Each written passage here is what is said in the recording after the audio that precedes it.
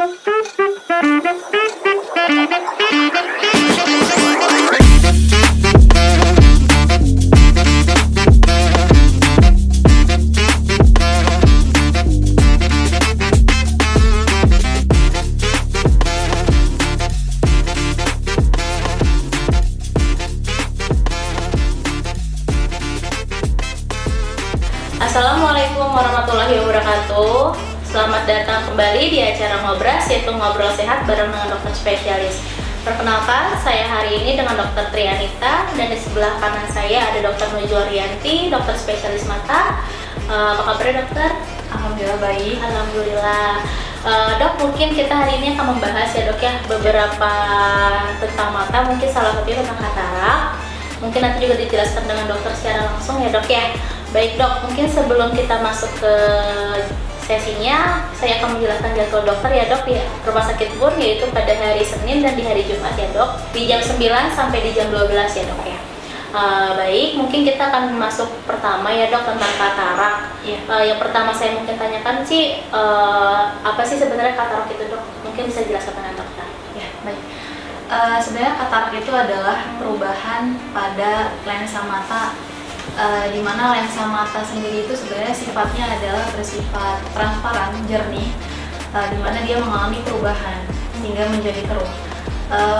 Lensa ini merupakan media refraksi yang mana membuat cahaya yang masuk dari depan, yang masuk ke dalam mata ya, difokuskan juga oleh salah satunya oleh lensa yang merupakan media refraksi menjadi satu fokus di retina, sehingga pasien dapat bisa melihat secara jelas.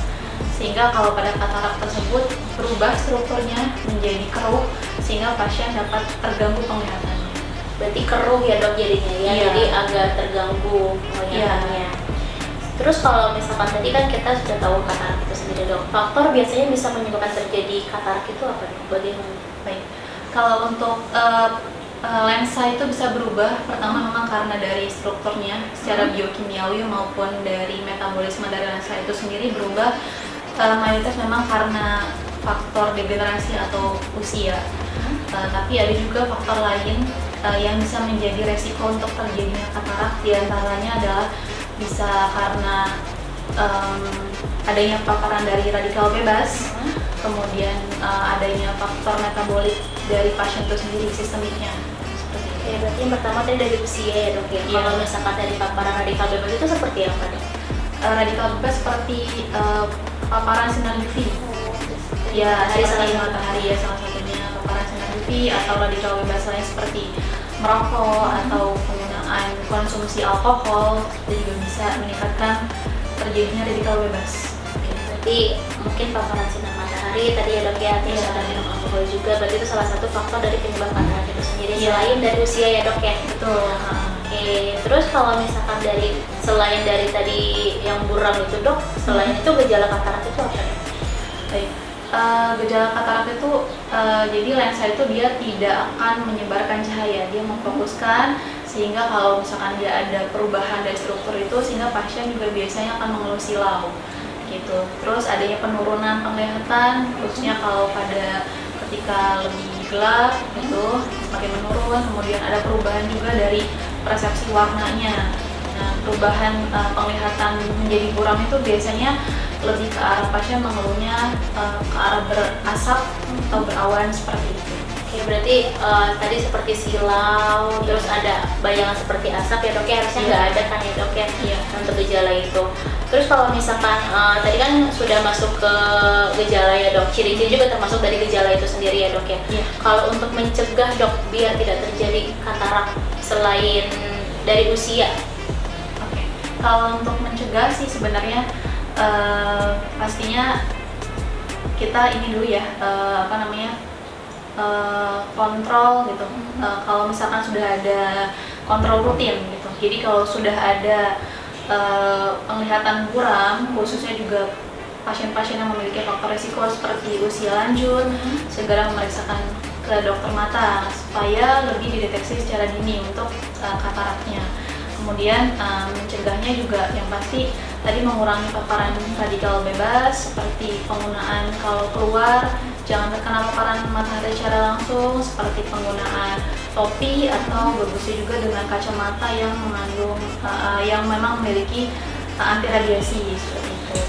Kemudian juga bisa yang lain seperti kendalikan dari metabolisme dari pasien yang khususnya yang memiliki faktor resiko seperti diabetes. Seperti itu memang harus lebih aware lagi terhadap kesehatannya. Berarti selain dari usia, kita bisa mencegah dari paparan UV tadi, dok, yang penggunaan kacamata, lalu penggunaan topi, terus mungkin kalau misalkan metabolik, kita kontrol gulanya, dok, ya, salah satu dari penyakit gula itu sendiri. Dok, kalau misalkan makanan, dok, berarti untuk katarak, apa sih, dok, yang harus dicegah biar tidak terjadi katarak itu sendiri? Oke, kalau makanan, jadi kalau katarak itu kan memang mayoritas lensa itu ada proteinnya, dok, ya.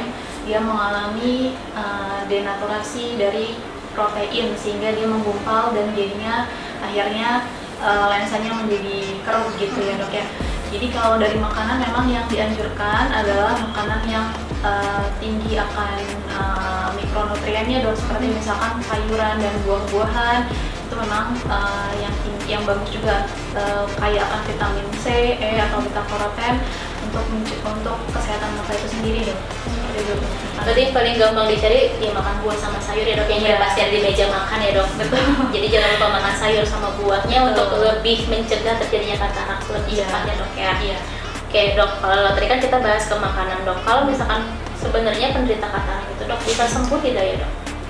Penderita katarak itu kalau memang murni karena katarak ya, tidak ada kelainan mata lain, itu sebenarnya bisa disembuhkan. Katarak itu memang merupakan penyebab utama kebutaan, namun kebutaan yang reversible, artinya masih bisa dikembalikan. Gitu. Berarti kalau misalkan memang sudah ada keluhan, kita deteksi ke dokter mata ya, dok, ya, biar kita tahu ini katarak atau tidaknya. Oke, dok, kalau misalkan ini pasien ternyata katarak, dok, tindakan apa sih, dok, yang dilakukan kepada pasien? Baik, sementara kita lihat dulu pasien ya, apakah masih bisa terbantu dengan penggunaan kacamata atau tidak.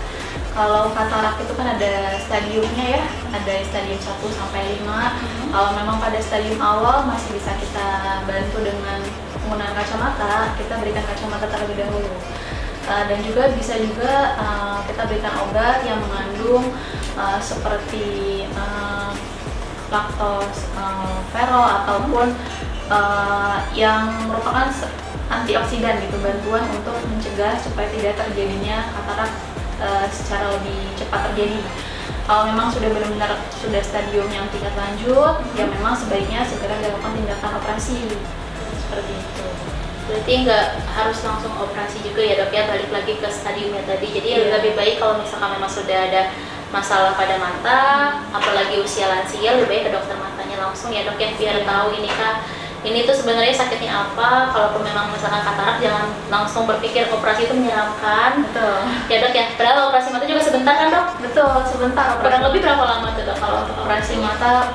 Mungkin sekitar, kalau untuk tekniknya terbaru ya, dok, dengan vakoemulsifikasi itu 10 sampai 15 menit bisa cepat selesai. Jadi nggak usah takut untuk operasi mata. Jadi mata yang sudah lansia yang awalnya buram bisa menjadi cerah lagi ya, dok, ya, untuk melihat. Jadi operasi juga nggak lama, nggak yang dipikirkan berjam-jam, udah juga. Sekarang kan sudah ada yang terbaru juga, dok, ya, untuk tindakannya. Ya, dok, kalau misalkan tadi kan kita selalu bahas katarak itu terjadi pada usia lansia. Paling sering dimulai pada usia berapa, dok, untuk lansia itu sendiri? Oke, kalau lansia sebenarnya memang mayoritas di atas 60 itu lebih besar ya untuk resiko terjadinya katarak. Tapi sebenarnya tidak hanya pada lansia saja katarak itu bisa terjadi. Katarak juga bisa terjadi pada bayi baru lahir. Itu namanya katarak kongenital, yang mana resikonya itu bisa terjadi karena faktor genetik ataupun adanya infeksi pada saat kehamilan ibu. Misalkan infeksi rubella, nah itu bisa meningkatkan resiko terjadinya katarak. Kemudian ada juga bisa juga terjadi pada usia muda karena misalkan pasien itu punya resiko adanya infeksi sebelumnya, infeksi pada mata, peradangan pada mata, itu pun dapat meningkatkan terjadinya peningkatan resiko terjadinya katarak. atau trauma itu juga bisa menyebabkan katarak. Trauma dok? Iya, jadi kan kalau trauma juga nggak memandang usia ya, bisa terjadi pada siapapun gitu. Oke, jadi bukan terjadi pada usia lansia saja dok ya. Iya. Misalkan memang terjadi pada anak kita, ternyata ada gangguan penglihatan, ya balik lagi kita harus ke dokter mata untuk mencari tahu ini sakitnya apa. Betul. Oke dok, kalau misalkan tadi kan dokter bilang katarak itu sendiri bisa disembuhkan, balik lagi ke keadaan masing-masing. Kalau misalkan memang katarak bisa disembuhkan, biasanya pasien berapa lama dok setelah terdiagnosa katarak lalu ada tindakan operasi, itu bisa berapa lama dok untuk penyembuhannya? Baik, kalau untuk penyembuhan sendiri sebenarnya tergantung pada masing-masing orang ya. Karena pastinya setiap tindakan akan menimbulkan reaksi peradangan ya, itu hal yang wajar juga terjadi, sehingga ada yang respon terhadap peradangannya cukup baik, ada yang memang agak cukup lama ya terhadap responnya, sehingga kadang ada yang kita follow up secara berkala setelah tindakan itu 1 hari, 1 minggu, dan 1 bulan.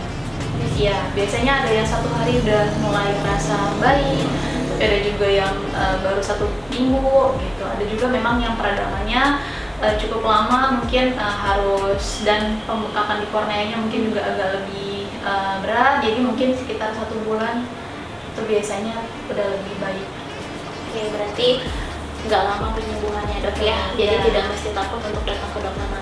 Kalaupun dokter mata mengedukasi untuk dilakukan operasi juga tidak perlu takut ya dok. Kadang ada nih ibu-ibu dok takut dioperasi, ternyata kan nggak selama itu dan nggak semenyeramkan itu kan ya dok ya. Jadi cuma sebentar, 10-15 menit, paling lama juga mungkin 1 jam ya dok ya. Iya. Oke dok, mungkin tadi kita sudah bahas tentang penderita katarak itu bisa dapat disembuhkan atau tidak ya dok ya. Mungkin selanjutnya saya akan bertanya dok, sebenarnya katarak itu sendiri paling sering terjadi pada usia berapa ya dok? Ya. Jadi memang yang kita tahu mayoritas pada lansia ya dok ya, tapi sebenarnya katarak itu bisa terjadi pada semua usia dok. Bahkan bisa pada bayi baru lahir sekalipun itu bisa terjadi katarak. Memang karena memiliki faktor genetik atau memang karena adanya riwayat infeksi pada saat ibunya, pada saat kehamilan ibu gitu. Khususnya pada infeksi rubella itu bisa meningkatkan terjadinya katarak pada anak dok. Kemudian bisa juga terjadi pada usia muda karena pasien tersebut memang misalnya memiliki riwayat adanya peradangan pada mata atau penggunaan obat-obatan juga bisa dok yang tidak sesuai dengan aturannya, misalnya penggunaan steroid, itu pun dapat meningkatkan resiko terjadinya katarak. Kemudian usia manapun akibat trauma dok itu bisa terjadi juga menyebabkan katarak gitu.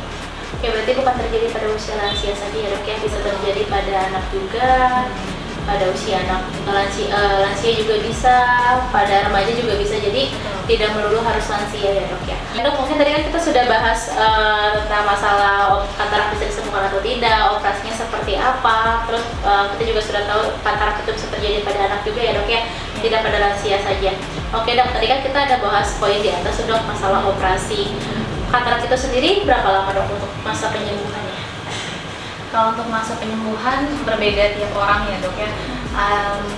Kita pasti akan memfollow up setelah operasi katarak itu secara berkala, yaitu pada hari pertama, kemudian 1 minggu, dan juga 1 bulan. Karena masing-masing berbeda tergantung reaksi radang, menghadapi reaksi radang yang terjadi pada pasien itu tersendiri. Ada yang cepat satu hari, ada yang merasa sudah lebih terang, ada juga memang yang membutuhkan waktu lebih lama. Tapi biasanya mayoritas 1 bulan tuh udah lebih baik gitu. Berarti operasinya bentar, masa penyembuhannya juga bentar ya dok ya? Iya. Coba balik lagi ke keadaan masing-masing. Iya. Jadi tidak perlu lagi takut untuk melakukan operasi ya dok ya?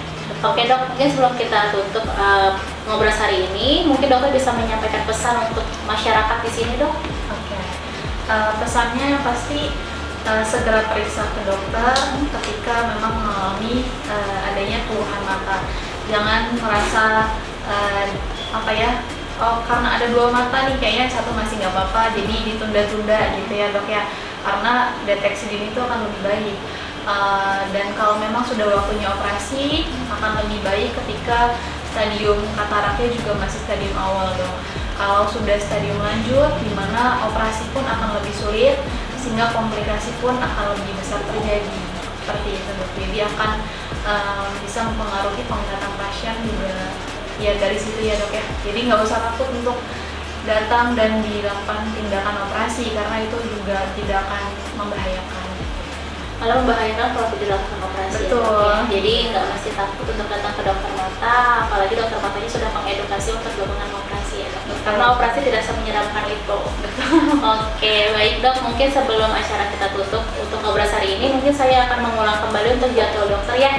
Dokter berpraktek di hari Senin dan di hari Jumat di jam 9 sampai jam 12 ya dengan Dokter Nujul Rianti, spesialis mata. Datangnya ke rumah sakit Bun ya.